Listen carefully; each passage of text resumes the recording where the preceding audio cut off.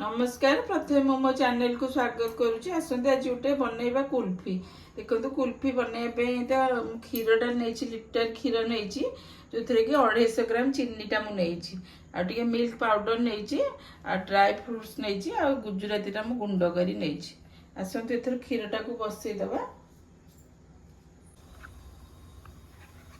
देखो क्षीरटा बसई देछि क्षीरटा पूरा मारिकी पूरा अधा करदे क्षीरटा।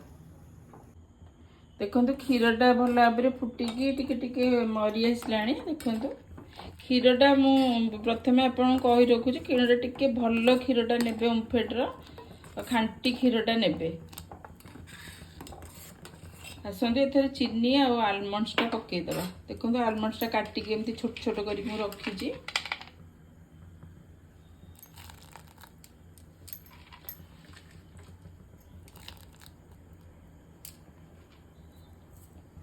चीनीटा तो 250 ग्राम देबे लिटर क्षीर रे। गुजराती गुंड देबे।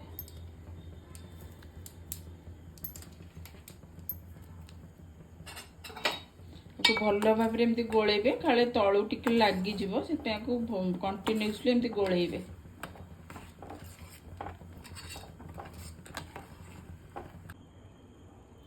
देखो मिल्क पाउडरटा यपरी भाव में गोले देवे टिके मु क्षीर बाहर करके मिल्क पाउडरटा गोलेची पूरा गरम क्षीर भी देवेनि कारण बिंडा हो मिल्क पाउडरटा यपरी भाव में गोलेकी तादरे पकेबे।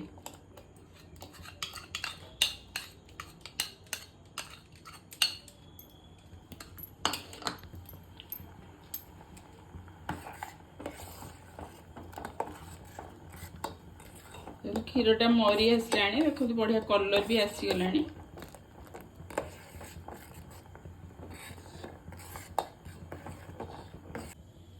देखो क्षीरटा भल भाव में मरीगला।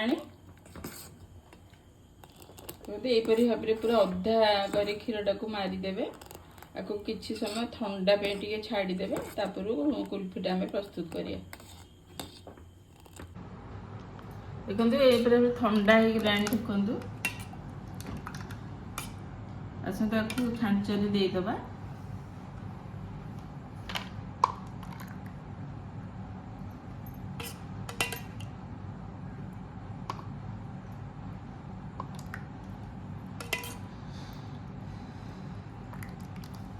इपरी भाव में छांचरे देकी आपण डीप फ्रिज रे 7-8 घंटा डीप फ्रिज रे रखीदेवे।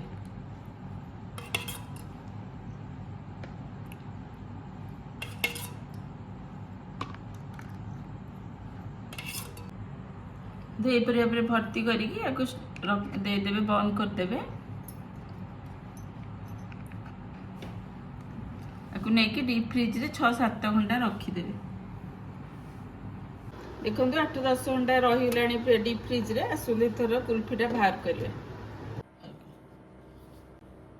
एपरी भाव में कुल्फीटा को बाहर करिवे।